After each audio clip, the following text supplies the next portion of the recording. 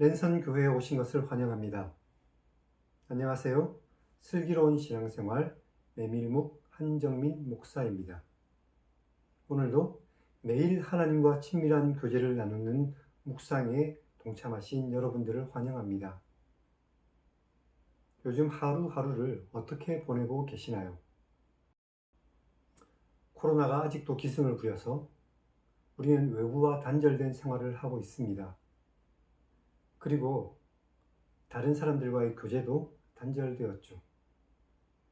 그렇다면 이렇게 외부의 다른 것에 신경을 조금 덜 써도 될 때에 혹시라도 그동안 우리가 소홀히 했던 하나님과의 교제를 더욱더 깊이 나누어 보는 것은 어떨까요? 하나님께서는 어쩌면 이런 시간들을 통해서 우리가 하나님과 더 깊은 교제를 나누시기를 원하고 계실지도 모릅니다. 그리고 만약 여러분들이 하나님과 그동안 계속해서 교제를 나누어 왔다면 더 깊은 교제 속으로 들어갈 수 있는 그런 좋은 기회일 것입니다. 여기 메밀묵 콘텐츠와 함께 하나님과 더 깊은 교제를 나누는 여러분들이 되시기를 바랍니다. 지난 시간까지 우리는 창세기 1장을 읽었습니다. 창조의 첫째 날부터 여섯째 날까지를 읽으면서 하나님의 위대하심과 우리를 향한 하나님의 사랑을 발견하고 크게 감격하셨으리라 생각합니다. 이 성경 읽기로 여러분들이 성경을 읽고 이해하는 것이 조금은 더 쉬워지기를 바라면서 오늘은 2장을 시작하도록 하겠습니다. 2장은 6일 창조를 마치시고 제7일에 안식하신 하나님과 그리고 천지 창조 중에 일어났던 여러 가지 일들 중에 중요한 일들에 대한 요약과 그리고 에덴 동산에 대한 설명이 기록되어 있습니다. 특히 남자와 여자가 한 가정으로 묶이는 장면이 기록되어 있습니다. 최초의 가정이 시작되는 장면입니다. 이런 내용들을 머릿속에 기억하시면서 그럼 2장을 읽겠습니다.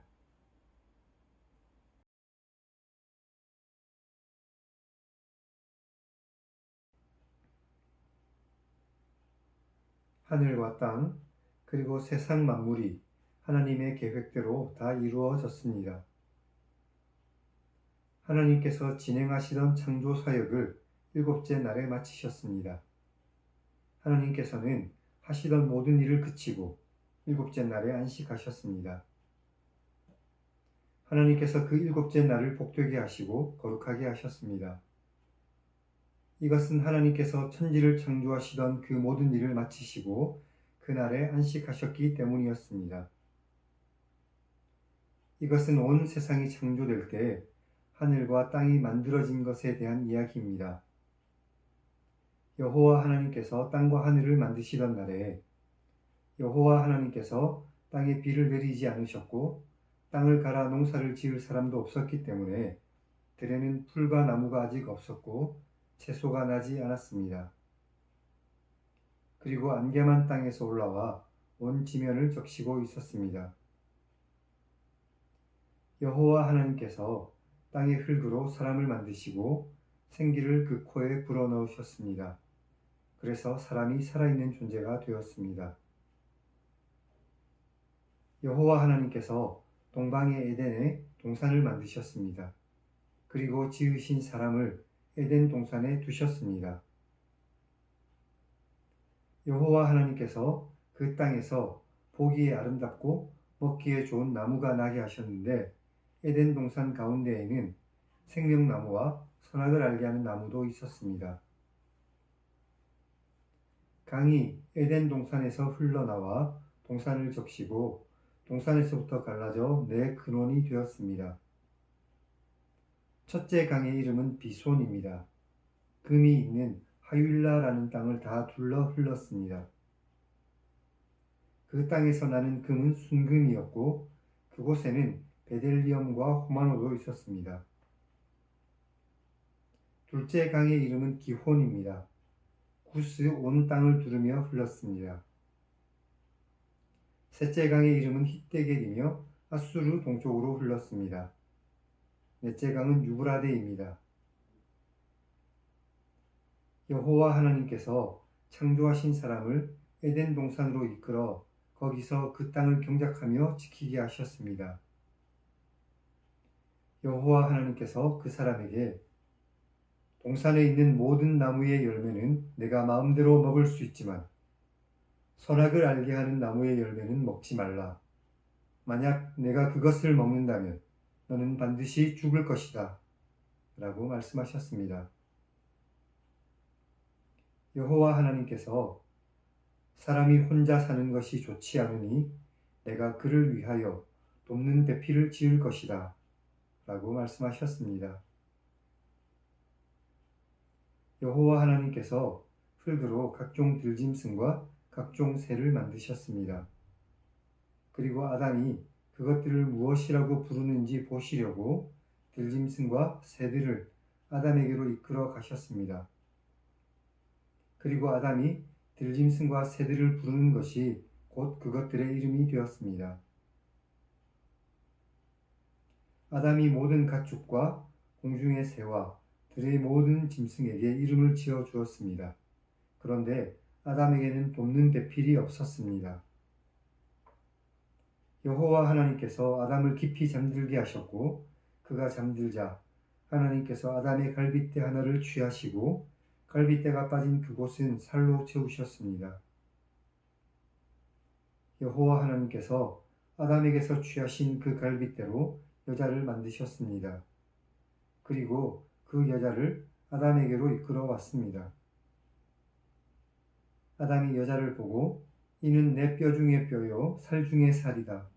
이 사람을 남자에게서 취하여 만드셨으니 여자라 부를 것이다. 라고 말했습니다. 이러므로 남자가 부모를 떠나 그의 아내와 합하여 둘이 한 몸을 이룰 것입니다. 아담과 그의 아내 두 사람이 벌거벗었지만 부끄러워하지 않았습니다.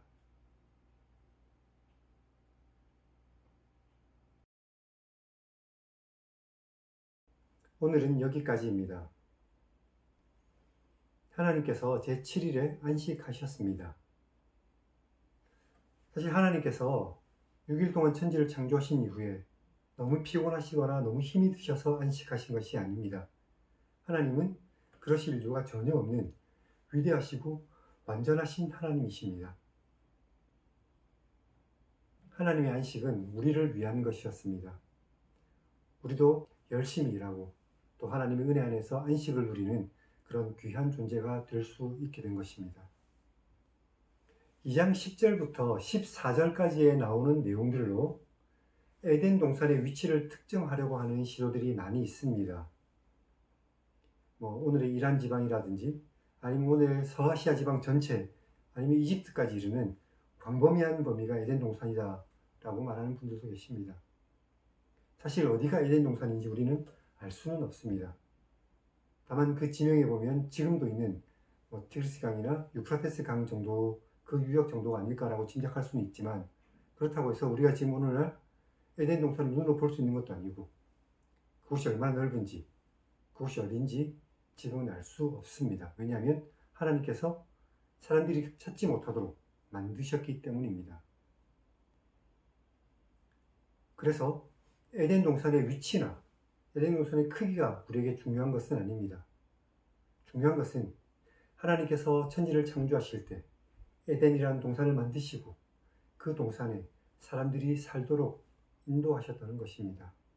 하나님께서 가장 아름답고 가장 완벽한 그런 이상적인 땅을 만드셨고 그리고 그곳에서 사람들이 살도록 인도하셨다는 것입니다.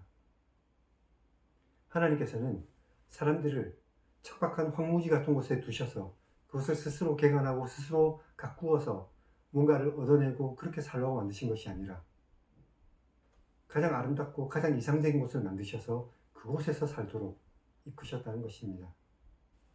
하나님의 특별한 피조물이었던 인간을 향한 하나님의 마음을 우리는 여기서도 알 수 있게 되는 것이죠. 하나님께서 선악을 알게 하는 나무를 왜 동산 중앙에 두셨는가라는 질문은 이전부터 끊임없이 이어져 왔습니다. 거기에 대한 대답은 행위 언약의 증거이고 하나님과 사람과 맺은 약속의 증표라고 말할 수 있습니다. 더 구체적이고 더 많은 대답을 원하시면 저에게 메일로 질문을 해주시기 바랍니다.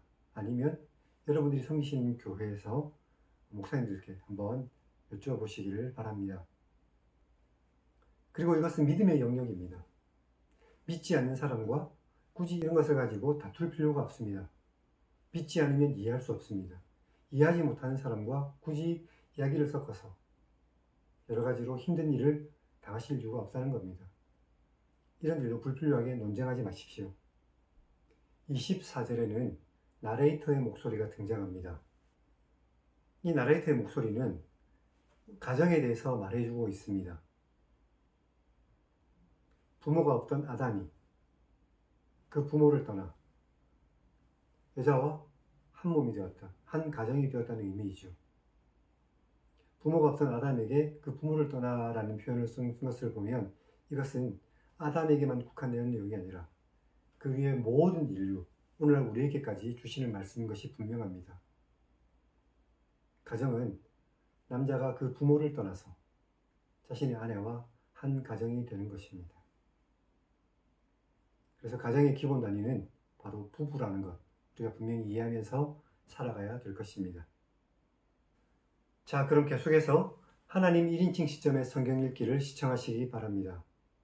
하나님께서 사람을 만드셨습니다. 우리들은 하나님께서 만드신 특별한 피조물입니다. 하나님께서는 우리를 통해서 영광 받으시기를 원하셨고 찬양받기를 원하셨습니다.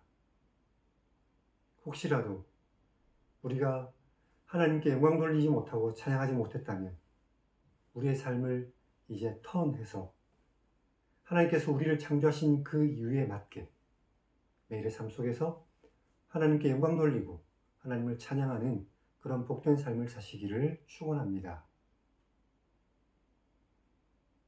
그럼 다음 시간에 뵙겠습니다.